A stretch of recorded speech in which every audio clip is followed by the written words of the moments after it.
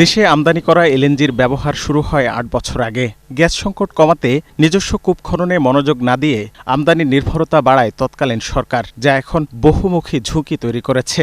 একদিকে কারণে অকারণে আমদানির পেছনে গুনতে হচ্ছে চড়া মূল্য, অন্যদিকে টার্মিনাল অকেজো হলেই দেখা দিচ্ছে চরম ভোগান্তি।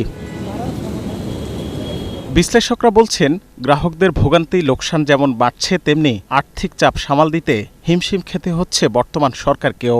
অতীত সরকারের আমলে যেভাবে এই উন্নয়ন পরিকল্পনাগুলো নেওয়া হয়েছিল, সেই সব জায়গায় যে রিভিউ হওয়া দরকার এবং সেই সব জায়গায় যে পরিবর্তন আনা দরকার, সেই কাজটা তো হয়নি। সেই ধারাবাহিকতাই চলতেছে। সরকারের একটা দায়িত্ব থেকে যায় যে এটাতে কিন্তু তাদের নিজস্ব বেনিফিটেই তারা এই অনুসন্ধানটা করা উচিত।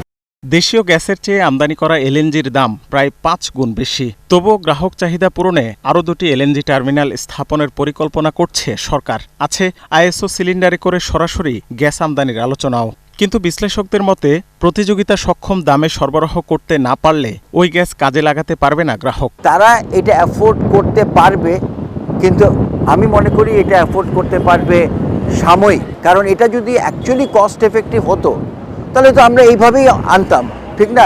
আর সরকার বলতো যে ঠিক আছে, আমরা পারছি না, যতখানি পারছি না আপনারা আনেন। এলএনজি সরবরাহ আবার বৃদ্ধি করে জ্বালানি সংকট সমাধান, এইটা বাস্তবসম্মত না। আমাদের জ্বালানি ব্যয় বাড়িয়ে বৈদেশিক মুদ্রা খরচ বৃদ্ধি করে এই রকম চাপ সৃষ্টি করে আমাদের ইকোনমি সেটা ধারণ করতে পারবে না। আমরা এই ধরনের এই সক্ষমতা আমাদের নেই। বর্তমানে গ্যাসের চাহিদা ৩৫০ কোটি ঘনফুটের ওপরে। এর মধ্যে নিজস্ব সক্ষমতা অর্ধেকেরও কম। এমন প্রেক্ষাপটে অগ্রাধিকার ভিত্তিতে সরবরাহ নিশ্চিত করার পরামর্শ এই বিশেষজ্ঞের। লোকাল প্রোডাকশন এবং ইম্পোর্ট মিলিয়ে সামগ্রিকভাবে কিন্তু আমার ক্যাপাসিটি কমে গিয়েছে। তো স্বাভাবিকভাবে যৌক্তিক যেটা হচ্ছে, এটাকে রেশনালাইজ করা। এখন অগ্রাধিকারের ভিত্তিতে আমাদেরকে এটাকে ডিস্ট্রিবিউশন করতে হবে। যেমন অগ্রাধিকারের ক্ষেত্রে আমাদের পাওয়ার প্ল্যান্ট অবশ্যই বিবেচনায় নিতে হবে, আমাদের শিল্প বিবেচনায় নিতে হবে। পেট্রোবাংলার সবশেষ তথ্য অনুযায়ী ২০২৪-২৫ অর্থবছরে এলএনজির পেছনে ব্যয় হয় প্রায় ৫৫,০০০ কোটি টাকা, যা ছিল এর আগের অর্থবছরের চেয়ে ১২,০০০ কোটি টাকা বেশি।